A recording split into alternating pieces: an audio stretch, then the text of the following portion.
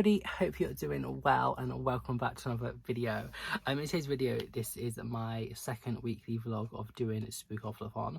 I have still got the sentence to finish reading and the rest of Foxtales, which I started in last week's video, which you can check up there if you so wish. But I didn't really want to take Foxtales with me or the big sentence book with me because it is it's quite a bit of a chunky one. So I did another roll ready for me to go out, which was yesterday, and I shall put the roll here.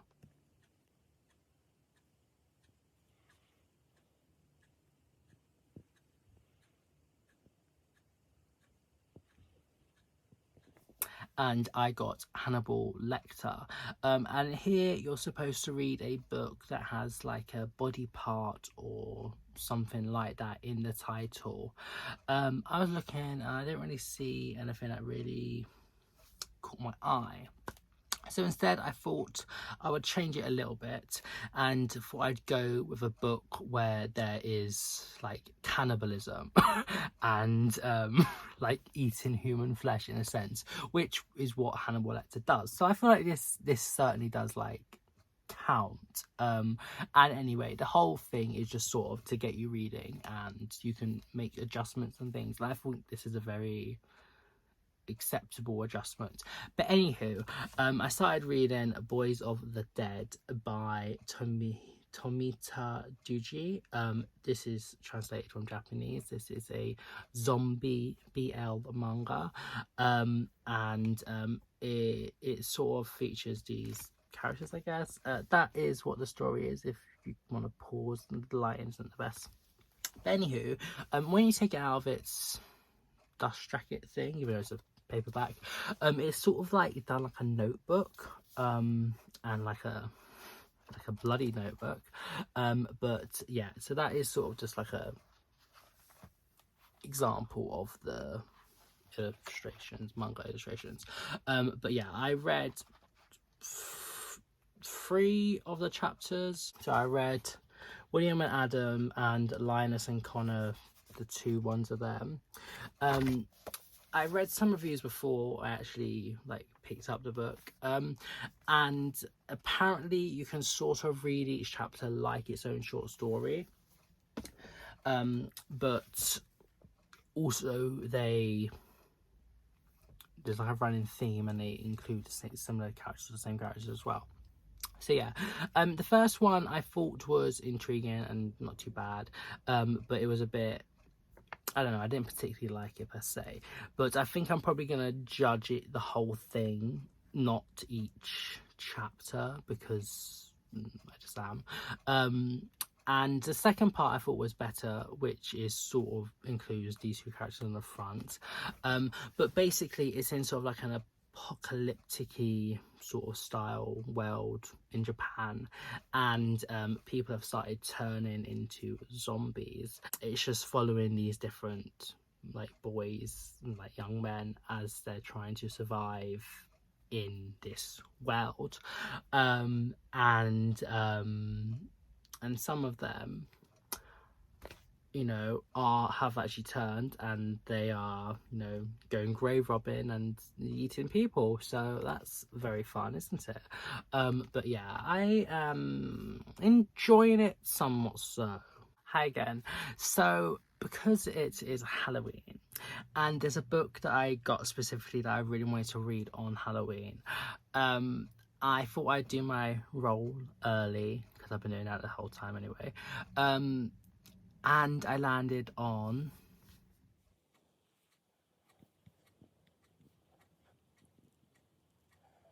Chance, but I didn't actually do the cards to begin with, like write down the different ones and you pick it out like that. So instead I'm just gonna be, you know what, my video, my rules, and I am gonna pick the book that I really wanted to read on Halloween, and in some sense I've never read this author's works, and I have got a couple others that I am intrigued to read. So I thought, in the spin it a bit, I'm taking a chance on her, and I think it's very fitting for today. I probably won't get it finished today, but I shall try and read some of it today. But that is Halloween Party by Mrs. Agatha Christie, the Queen of Crime. And yeah, this is such a beautiful edition.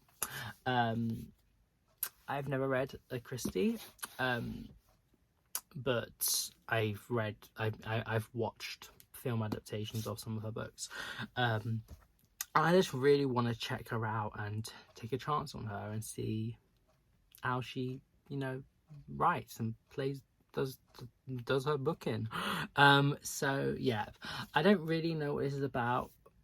I'm guessing by the title it's about Halloween Party, and extremely likely a murder happened, and either Poirot or Miss Marple probably has to come and do the sleuthing and see who did it and why, and all that sort of jazz.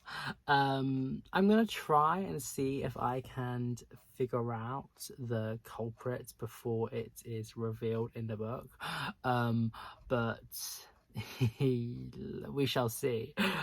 So yeah, I hope to maybe do a bit more vlogging of this book. I don't know if I will, because we'll just see how things go. But anyway, I'm gonna start this now, and I am super excited. Hey, so I have an update. On Halloween, I read about 20 pages of this, maybe. I'm currently on page 32, but it's not that I'm not enjoying it per se. I haven't really got into it at all, but I'm not in the mood for this type of book. I'm just really not feeling it at the moment. I do want to read it, and I am going to read it, just not now, so I think I'm gonna temporarily DNF this, and re-roll, because I didn't complete this. I don't know what the thing is. I think it's like you roll and then you have to roll again, or you do 2 or something for the one that you roll. I'm not sure. I'm just gonna see what happens, and yeah, so the roll is coming now.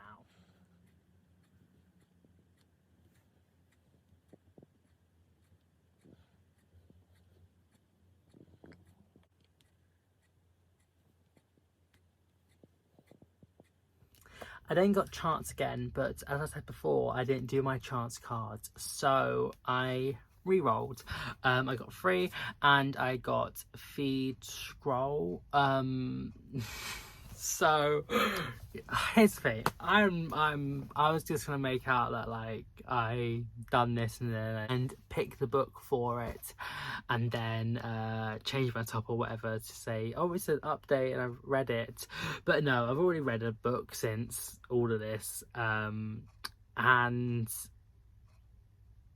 here's the thing. Technically it can count as the feed scroll, because I went onto BorrowBox and I was just looking about for a book to read, and I came across this one. I thought, oh, that sounds really interesting, so I just thought I'd start reading that, and I finished it now. So you know what, I'm gonna count it as the feed scroll, because I found it by scrolling through the BorrowBox feed, if that makes any sense.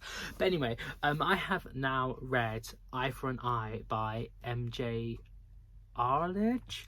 I loved this book. I really enjoyed it. It was so like entertaining and enthralling. Basically, it's quite hard to explain because it's a big one. It's like the audiobook is 15 hours. The actual physical copy of the book is like 540 pages, so it's a big one. But in some sense, I could have read like or listened to a much longer version in some ways. Like I still feel that like I would have liked to have got more perspectives and more of the story and more backtrack and things like that. So if that long book I could have read a longer version, that sort of just goes to show that like I enjoyed it a lot, really, because I'm a small book person. But anyhow, it follows a large cast of characters, so it is going to get a little confusing, and it's quite a lot to manage, which some people have said in their reviews that they don't really like. But I liked it. I really enjoyed following all these different stories. Here's the thing. So it starts with a brutal murder of a man in Manchester, I believe. And then it comes out that the person that was murdered was an ex-convict, and he was in this sort of like program where certain people that have committed like crimes, and they're quite notorious crimes, they're heinous, horrible, vile crimes, by the way, they get given sort of like new identities and a new place to live, a new job, a new, you know, all new things, and like their neighbors don't know who they are, and and the only person that knows their real identity is like their probation officer, and the details of the person that was murdered, his was leaked to the family of his initial victim. That is sort of the crux of the story, is that someone is leaking the information of these like witness protection sort of criminals to the family of their victims. And it's like, you have this information now, what would you do? Would you sort of enact your own sort of justice and retribution against these people, or would you just let the states deal with it and just let them carry on living their new lives?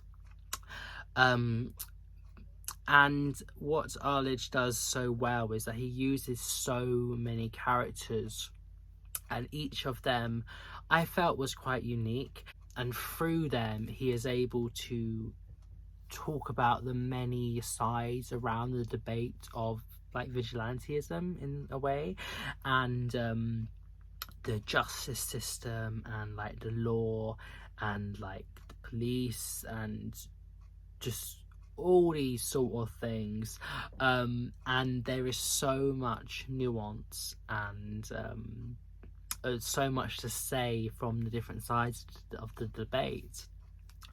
And I feel like this is an incredible book for like a book club or something, like where you can really get engaged with the topic and like thinking about, oh, what's gonna happen and what's like that and stuff. So yeah, so that is sort of one story, is about how you would act if you come face to face with like your child's murderer, that, like for example. But there's also like the investigation that is taking place of who is doing the leaking, and there is quite a lot of like rabbit holes and twists and turns and things. I did not see the twist coming, to be honest.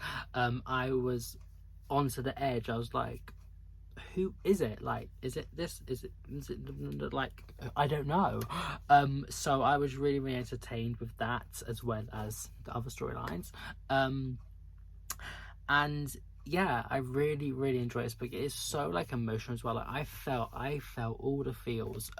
Specifically Mike. Oh my god, Mike had my heart every time I was reading his parts, listening. I was like, oh my god, I just want to give you a hug. I feel so sorry for him, and I empathize with him. I just everything was just, I just couldn't. And yeah, I did shed a tear again at a crime thriller book, mystery theme of, I don't know what it is, it's like it's quite hard to explain, but yeah, I cried. And I am not ashamed of that. I proudly cried at this book because it was really, really good. So yeah, I haven't written my review yet. I'm probably just gonna maybe ponder on it a bit more. Also, star rating, I'm not sure. I think maybe like a 4.5 or 4.75. I think I'm gonna round it up to 5 on Goodreads. But it was really, really good, and I was just like hooked. I was literally hooked, and I flew through this like 15 hours. I was just listening because I was just so entertained. So yeah, I'm really, really excited to try out some more of his books. I know he has a very long series about like a detective or something. I don't know if I'm read any of those because I don't like series, but see if there's any more like standalones. But yeah, I would totally recommend this book. Content warning, there is like quite a lot of graphic showing and retelling of heinous, horrible crimes, so definitely check that out before, just in case they're an issue. But on the whole, I really, really, really enjoyed and would recommend this book. It's hard to say I enjoyed it considering the contents, but it was more just how it made me think and how it made me feel, and all like the discussions going on in my brain about what is right and what is moral, and you know, those sort of things that I think is just really, really good in a book. So yeah, I think I'm not going to start any new books now, even though I said I was going to go a bit further on in November. But I think I just want to try and finish Boys of the Dead and finish The Sentence. I think they're the only 2 books I've got left reading. I'm not sure. I mean, I have loads left reading, but that is not part of this vlog. I think I'm going to finish them and then wrap this up. Tell you my thoughts, obviously. And then I'm going to redo this idea of a spookoplathon next October. Hopefully, I'm just going to try and make sure I don't have any plans for October. And do it properly, because clearly I have not. And just hope that you guys stay around for those videos to come in a year's time, if it's a year's time. But you know, I'm obviously going to do things in the meantime. So yeah, so stay tuned for an update, and yeah, see you soon. Hi everybody. So it has now been 16 days since the last clip I filmed, but here it comes. This vlog is such a mess, but anyhow, so I have finished the 3 books that I had left, not 2. They're here. The first I'll just quickly talk about was Boys of the Dead by Tomita Duji. I finished the other 3 or 4 stories, or whatever it is, I'm not too sure. Yeah, 3 stories. And I didn't really like this much at all. I think because it's trying to be like horror and also romance as well, in a sense, and I get how even in the dire situation that they're in, that they still have this sort of like hope and like love, question mark, which was okay-ish. It's just made me feel a bit uncomfortable to read, really. Just how some parts just wasn't the most, or like a good relationship, really. The artwork I found was all right, and yeah, I guess it was okay. It wasn't like amazing. I was sort of like washed out and tried to be like fitted the setting quite well, but yeah, overall I didn't particularly like this. I think I might maybe give it like 2.5 stars, maybe round it down to 2 on Goodreads. I'm not 100% sure yet, but yeah, I didn't really like this, and then honestly I wouldn't really recommend it all that much. So that was that. Then I finished The Sentence by Christina Doucher. I actually really love this. This has been the best book I've read in like the two videos. Yeah, I really enjoyed this. I'm probably gonna give it maybe like 4.75 stars, probably round it to 5 on Goodreads. I speak more about the actual topic in the previous video in the spookoplathon vlogs. But it's about a prosecutor who asks for the death penalty on one case, and it's in this sort of like American society where if a prosecutor does that and the person that gets executed later is found out to be innocent, then they have to be executed as well, and that's sort of like where it ends. Doesn't go any further than that. And the wife of the man, Jake, who was executed, I forgot the main one's name. I forgot Justine. The wife of Jake says, I want to meet, and she's found something. ... So Justine is like, okay, what did you find? Like, this is stressing me out now. Like, am I going to be killed?